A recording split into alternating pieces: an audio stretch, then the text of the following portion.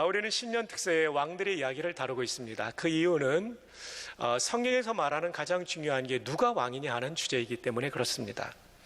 나는 왕도 아닌데 왜 왕들의 얘기를 들어야 되는가라는 질문이 생기겠죠? 근데 사실 생각해 보면 우리 모두도 왕입니다. 적어도 나의 삶에 대해서 결정권을 가지고 있다는 점에서요. 다만 통치의 영역이 고대의 왕처럼 넓지 않아서 문제이지 우리는 다 왕처럼 살고 있습니다. 그런 면에서 구약의 왕들의 이야기는 우리들의 이야기일 수 있습니다. 오늘의 이야기는 한 왕자의 이야기로 시작합니다. 궁중에 큰 변란이 일어나서 수많은 왕자들이 죽게 되었을 때 유독 이 왕자만큼은 살아남습니다. 한 살박이 왕자가 고모의 손에 이끌려 성전의 은밀한 침실에 피난하게 되고 그가 6년 동안 그곳에서 잘 자라나게 됩니다. 그리고 그의 나이 7살 때 고모 부인 제사장 그 한 분이 혁명을 일으켜서 못된 왕권을 몰아내고 이 왕자를 왕으로 세운 이야기, 이것이 오늘 본문의 이야기가 되겠습니다. 이 왕이 그 유명한 남유다 왕국의 8번째 왕인 요아스 왕입니다. 요아스 왕의 스토리를 이해하기 위해서는 역사적 배경을 우리가 함께 살펴보면 좋겠습니다. 자, 함께 우리 도표를 보시겠습니다. 이스라엘과 유다의 왕들, 먼저 이스라엘은 하나의 왕국이었습니다. 적어도 1대 왕인 사울, 2대 왕인 다윗, 3대 왕인 솔로몬까지는 하나의 왕국이었습니다. 근데 3대 왕인 솔로몬의 범죄로 말미암아 나라가 남과 북으로 나뉘어지게 됩니다. 남은 유다라고 불렀고요, 유다 지파 중심이었기 때문에 북은 무려 10개 지파를 가져갔기 때문에 그냥 이스라엘이라는 국호를 쓰게 됩니다. 남유다, 북이스라엘. 한번 해볼까요? 남유다, 북이스라엘. 자, 이렇게 왕국이 나누어진 다음에 남유다의 첫 번째 왕은 르호보암이 됩니다. 르호보암. 네, 르호보암이 됩니다. 그리고 두 번째 왕은 아비야가 됩니다. 아비야.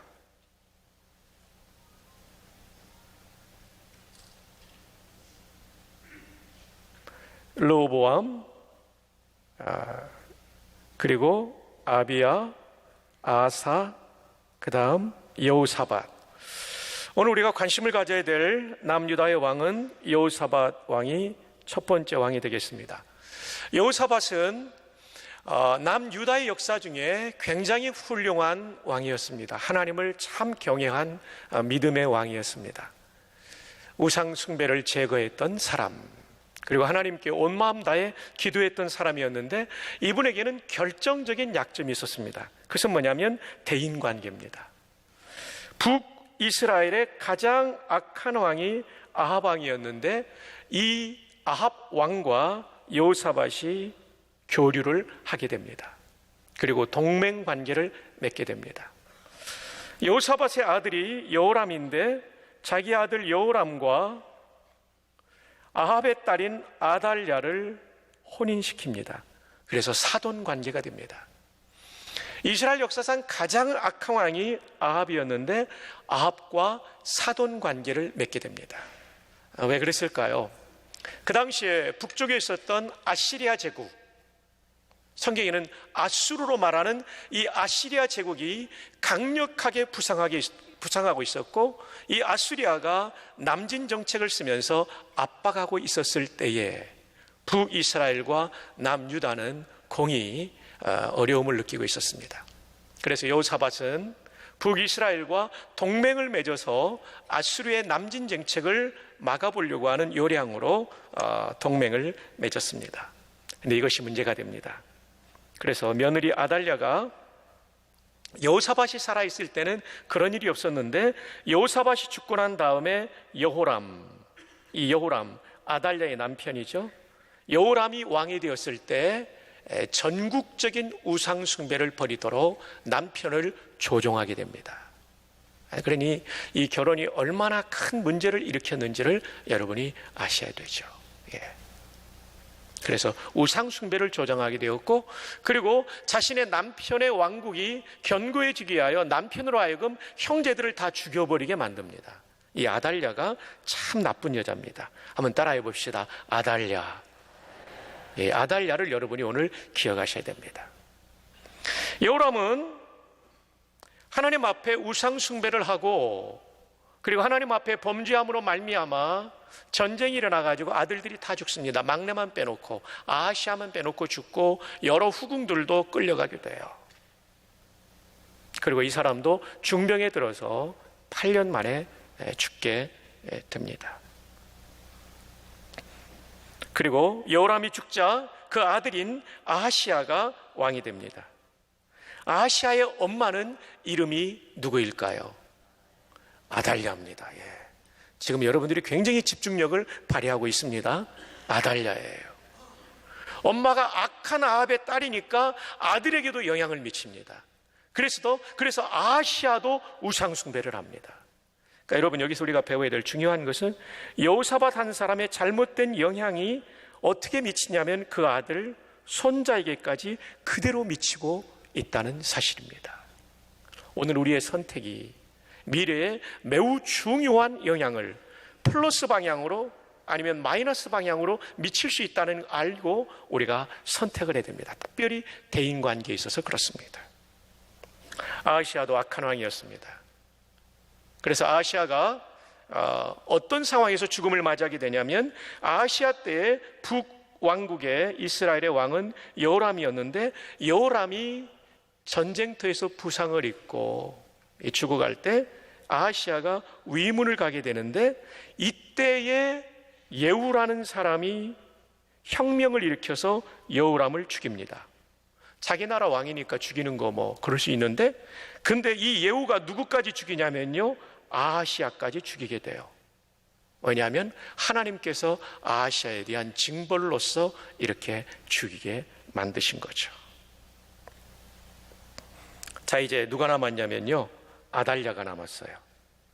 남편 죽고 아들 죽었어요. 그리고 민심이 흉흉해지니까 자기가 정권을 잡지 않으면 자기의 생명조차도 위협을 받는 상황이 되니까 아달랴가 스스로 왕이 됩니다. 이 자리에 있는 이 아달랴가 바로 아합의 딸이며 여호사밧의 며느리며 여호람의 아내이며 아하시아의 어머니인 아달랴입니다. 그래서 왕이 될 수 있는 가능성이 있는 모든 왕자들을 다 진멸합니다. 다 진멸합니다. 그러니까 여러분, 지금 우리가 뭐를 보고 있습니까? 여호사밧의 잘못된 선택이 지금 이 가문 전체를 완전히 망가뜨리고 있는 상황을 보고 있는 것입니다. 아달랴가 누가요? 좀 따라 좀 해보세요. 아달랴가, 이 아달랴가 지금 이 일을 하고 있는 거예요. 그래서 오늘 말씀을 여러분이 이해하려면 여호사밧, 그리고 그 아들인 누굽니까? 여호람, 여호람의 부인인 아달랴, 둘 사이에서 태어난 아하시아를 여러분이 머릿속에 넣고 있으면 좋고요, 지혜로운 사람은 펜을 꺼내서 이걸 아마 메모할 거예요. 드디어 몇 사람이 펜을 꺼내기 시작했습니다. 자, 이 아달랴가 유다 왕조의 모든 아들들을 죽이는 이때에 한 어린아기가 살아남습니다. 그게 요아스예요. 어떻게 살아남게 되냐면 자기의 고모의 도움을 받아서 살아남게 되죠. 그리고 성전 속에 감춰진 채 이 아이가 양육됩니다. 그리고 7살이 되었을 때 그 고모의 남편인 고모부가 제사장이었는데, 여호야다 제사장이 혁명을 일으켜서 7살의 요아스를 왕으로 세우고 다윗 왕가를 회복시키는 사건.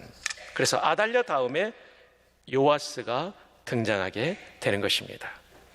자, 한번 우리 따라해 볼까요? 여호사밧, 여호람, 아하시아, 아달랴, 요아스. 자, 여러분, 이 순서를 이해하시면서 오늘 말씀을 들으시면 이해가 잘 될 것입니다. 여러분, 여호사밧의 잘못된 선택, 그것은 이 가문을 송두리째 위기로, 아니 위기 정도가 아니라 정말 엄청난 파멸로 몰고 간 것이죠. 그래서 올 한 해를 살아가면서 저와 여러분이 대인관계에 있어서 슬기로운 신앙의 선택을 할 수 있기를 바랍니다. 동시에 믿지 않는 분과 결혼을 했고 그런 사위와 며느리를 받아들였다면 정말 그분들을 사랑하며 그분들의 마음의 문이 열려서 생명의 주인이신 예수님을 구주로 모실 수 있도록 우리가 최선을 다해 그분들을 섬기고 주님께로 인도해야 될 줄 믿습니다. 한번 따라해 볼까요? 변화시키지 못하면 나를 변질시킨다. 이게 여호사밧의 가문을 통해서 배울 수 있는 굉장히 중요한 진리입니다. 결혼의 관계는 깨뜨릴 수 없습니다. 그러나 적어도 이 가정이 신앙의 가정이 될 수 있도록 우리가 힘쓰는 것이 필요합니다. 자, 다시 요아스가 구출받는 장면을 한번 보시겠습니다. 역대하 22장 11절입니다. 왕의 딸 여호사브앗이 아하시아의 아들 요아스를 왕자들이 죽임을 당하는 중에서 몰래 빼내어 그와 그의 유모를 침실에 숨겨 아달랴를 피하게 하였으므로 아달랴가 그를 죽이지 못하였더라. 여호사브앗은 여호람 왕의 딸이요, 여호람 왕은 아달랴의 남편이거든요. 근데 그 딸이라는 얘기는 아달랴의 딸이라는 얘기는 아니고요, 후궁 중에 신앙이 좋았던 한 여인의 딸이었던 것 같아요. 아하시아의 누이요, 이복 누이였다는 것이죠. 제사장 누구의 아내라고요? 네, 이 사람이 시집을 잘 갔어요. 신앙이 좋은 제사장 가운데도 이상한 사람들이 그 시대에 있었는데 여호야다라고 하는 좋은 제사장과 결혼함으로 하나님의 언약을 기억하고 다윗 왕가를 회복시키는 사람이 됩니다. 그리고 드디어 제7년에 제사장 여호야다가 전국을 돌면서 레위 사람들과 족장들을 설득합니다. 하나님께서 세우신 이 유다 왕국은 저 아달랴 같은 사람이 통치할 수 있는 그런 나라가 아니고 다윗의 언약을 따라 다윗의 후손 가운데 왕이 되어야 된다. 우리가 숨겨놓은 왕자가 있는데 요아스 왕자가 있다. 우리가 함께 힘을 모아 저 아달랴를 쫓아내고 요아스를 왕으로 세우자. 레위인들과 족장들이 전국에서 몰려옵니다. 그리고 성전에 그 제사장들과 레위인들을 여러 제대로 나누어 왕궁의 군사들이 들어오지 못하도록 막고, 그리고 성전을 보호한 가운데 즉위식을 거행하게 됩니다. 자, 이 즉위식의 장면을 볼까요? 역대하 23장 11절입니다. 다 함께요. 시작. 무리가 왕자를 인도해내어 율법책을 주고 세워 왕으로 삼을세 여호야다와 그의 아들들이 그에게 기름을 붓고 이르기를 왕이여 만세수를 누리소서 하니라. 그 전국에서 몰려온 사람들이 성전에 모여가지고 요아스 왕을 세우게 됩니다. 왕관을 씌워줍니다. 그리고 왕의 성경을 들려줍니다.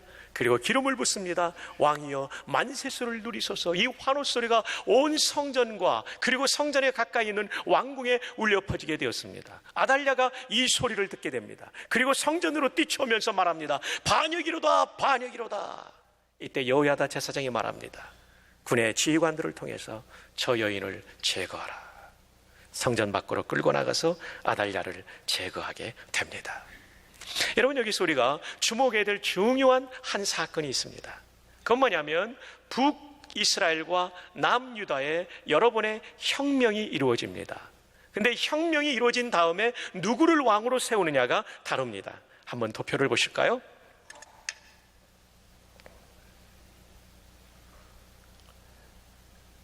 자, 여러분, 이 도표에 보면 이 X자가 쳐진 이곳은 암살당했다는 얘기입니다. 그러니까 나답은 바사에 의해서 혁명이 일어나 암살됐어요. 혁명을 일으키고 나면 반드시 혁명의 주체인 바사가 왕이 됩니다. 그래서 바사 왕조를 세웁니다. 자, 바사의 아들 엘라도 암살당합니다. 이때 암살시킨 사람이 누구냐면 시므리입니다. 이 시므리가 혁명을 일으킨 다음에 왕이 됩니다. 북이스라엘은 항상 그래요. 자, 여호람도 암살당합니다. 이 편은 암살당했다는 표시입니다.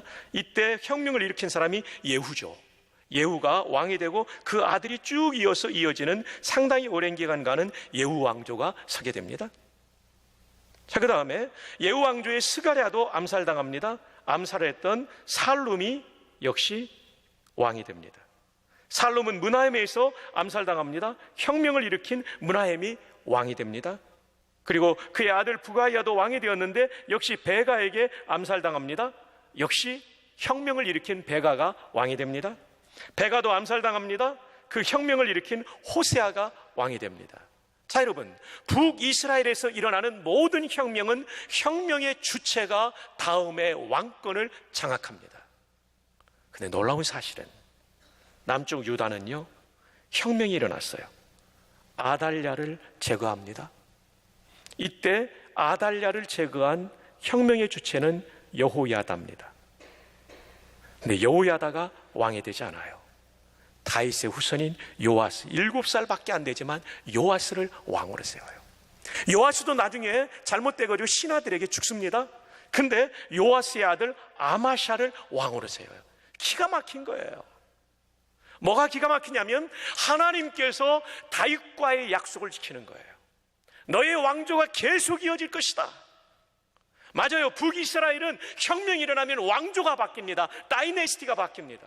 근데 남쪽은요, 유다 왕국은 다윗의 후손들이 계속해서 누가 혁명을 일으켜도, 누가 모반을 해도, 누가 왕을 죽여도 반드시 다윗의 후손이 왕이 되는 거예요. 왜요? 하나님께서 다윗과 맺은 언약 때문에. 대단한 신앙적인 행위를 보였던 요아스였지만 멘토가 세상을 떠나자 멘토와 함께 신앙이 떠나가 버린 요아스의 안타까운 장면을 보게 됩니다. 여러분, 우리가 신앙생활을 할 때 내 옆에 나를 신앙으로 이끌어준 멘토가 있다는 것은 굉장한 복입니다. 그러나 시간이 흘러가도 멘토에게만 의존하고 있고 내가 만난 하나님이 없다면 그 사람은 언제든지 무너질 수 있는 사람입니다. 오늘 이 자리에도 남편 때문에 나온 분이 있고 아내 때문에 나온 분이 있고 부모님 때문에 나온 분이 있을 거예요. 복입니다. 나를 이끌어주는 분이 있다는 것이. 그러나 여러분이 거기에 머물러 있어서는 안 됩니다. 내가 만난 하나님이 있어야 우리의 신앙이 붕괴되지 않고 인생이 무너지지 않을 수 있는 것입니다. 우리가 자전거를 타던 시절 기억나죠? 처음에는 누군가 나를 붙잡아줘요. 그리고 이것을 믿고 막 달리죠. 그리고 이 사람이 붙잡아주고 있다고 생각하고 막 달리다 보니까 막 잘 달리는 거예요. 나중에 보니까 뒤에 사람이 없죠. 그래서 꽈당 넘어지기도 하고, 그러면서 이제 우리는 자전거를 배우죠. 혼자 탈 수 있을 때 넘어지지 않습니다. 신앙도 마찬가지입니다. 처음에는 누가 잡아주는 거예요. 근데 여기만 의존하고 있으면 혼자 주행하는 기쁨을 누릴 수가 없고 이 사람이 떠나면 나도 무너지는 거예요. 여러분을 축복합니다. 여러분 자신의 하나님을 만날 수 있기를 바랍니다. 2017년도에는 배우자의 하나님, 부모님의 하나님 정도, 친구의 하나님 정도가 아니라 내가 만난 하나님. 하나님을 만난다는 얘기는 무슨 얘기일까요? 예배를 드리는데 하나님의 말씀이 내 마음을 감동시킬 때 하나님을 만난 거예요. 찬양을 드릴 때 하나님의 감동이 있어서 위로가 되고 치유가 되고 확신이 되고 소망이 될 때 하나님이 나를 만나주신 거예요. 기도에 나와서 기도할 때 그 기도를 통하여 내가 하나님의 임재를 느끼는 거예요. 나와 함께 하신 하나님, 이 두렵고 어렵고 힘든 인생을 살면서 살아갈 용기를 주시는 거예요. 어찌야 됐다. 이 하나님 만나기를 바랍니다. 신앙의 훈련이 필요합니다. 확신반과 성장반과 기도반, 큐티반, 제자반, 사역반 이런 훈련들에 나오십시오. 훈련은 하나님을 더 구체적으로 만나는 그 길로 우리를 인도해 주실 것입니다. 요아스의 안타까운 점, 훌륭한 멘토는 있었지만 멘토만 의지했지 내가 만난 하나님이 없다는 것입니다. 그래서 하나님께서는 우상 숭배로 나아가고 있는 요아스를 깨우치기 위하여 선지자를 보내는데 듣지 않습니다. 이제 하나님께서 마지막 쓸 수 있는 카드는 그의 멘토였던 여호야다, 아니 그가 한 살박이 왕자였을 때 자기를 살려준 고모의 아들 스가랴, 제사장 스가랴를 하나님이 보냅니다. 이 스가랴의 아버지는 은인이었던 여호야다 제사장이고 어머니는 여호야다의 부인이 여호사부와 자기 고모예요. 고모와 고모부의 아들, 그러니까 자기의 고종사촌이에요.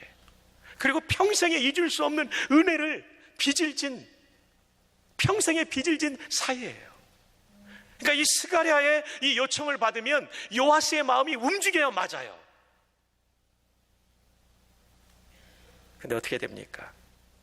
역대하 24장 20절 함께 읽어볼까요? 시작. 예.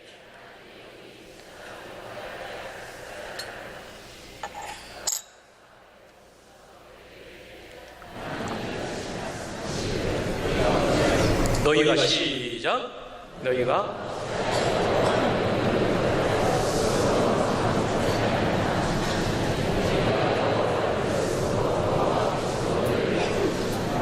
네, 스가랴가 이 하나님의 말씀을 그대로 전합니다. 우상 숭배에서 돌이키도록. 근데 어떻게 됩니까? 무리들이 충동하고 왕이 명령해서 스가랴를 돌로 쳐 죽입니다. 그것도 성전 안에서. 이런 비극이 어디 있단 말입니까? 자기의 생명의 은인인 고모의 아들이요, 6년 동안 자기를 키워준 고모, 그리고 자기를 왕으로 삼았던 고모부의 아들, 제사장의 아들, 또 하나의 제사장인 스가랴를 죽이는 것을 전혀 무서워하지 않습니다. 목숨 걸고 혁명을 일으켜 나를 왕으로 세운 그 고마운 분의 은혜를 잊어버리고 그야말로 배은망덕하게 죽입니다.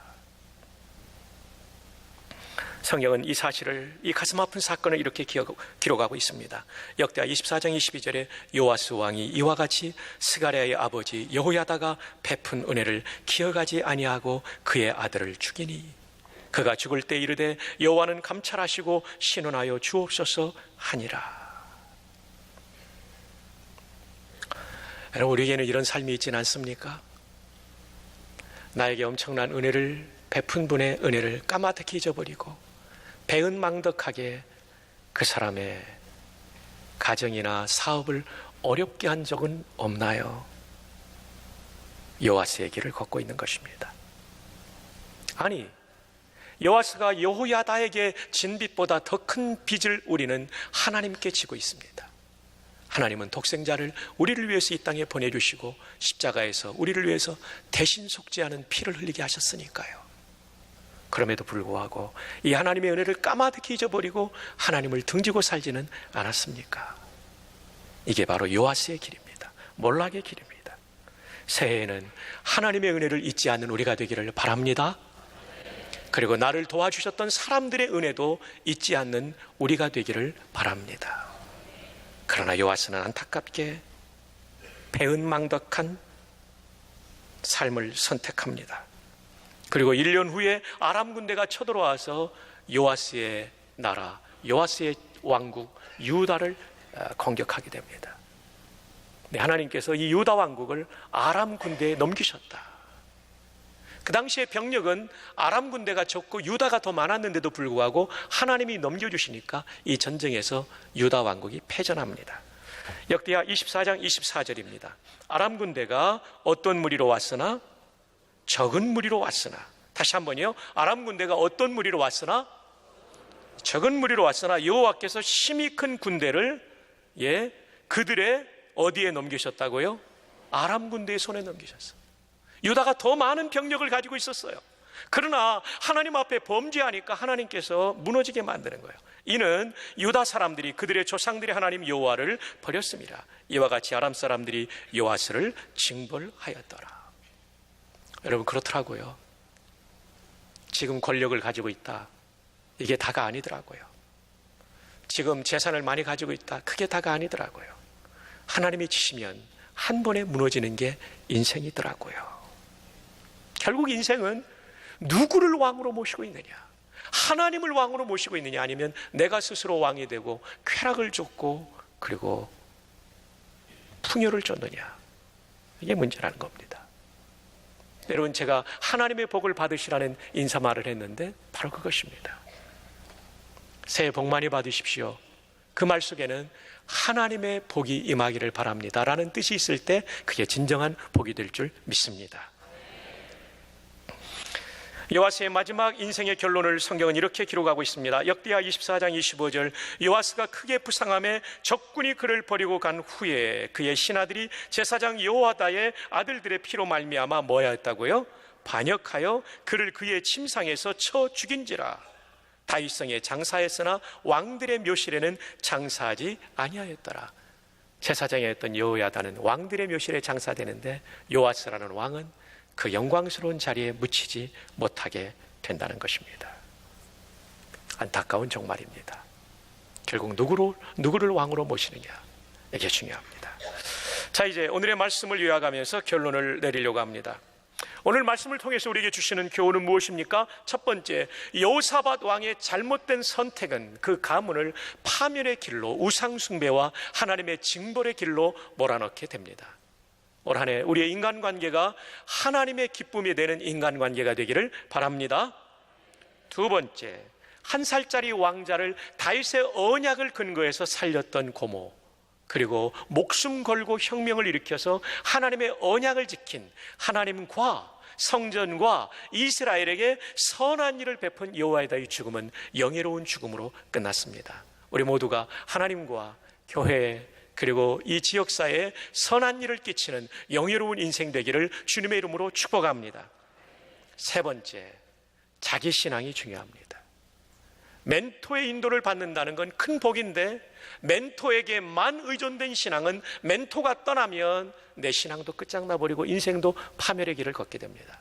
올 한 해는 내가 만난 하나님이 있기를 바랍니다. 옆에 있는 분을 축복합시다. 당신이 만난 하나님이 있기를 바랍니다. 마지막 네 번째, 하나님의 은혜를 잊어버리고 그리고 사람의 은인의 은혜를 잊어버린 사람의 결론은 좋지 않습니다. 우리 모두는 은혜에 보답하는 인생으로 살아가기를 주 예수님의 이름으로 축복합니다.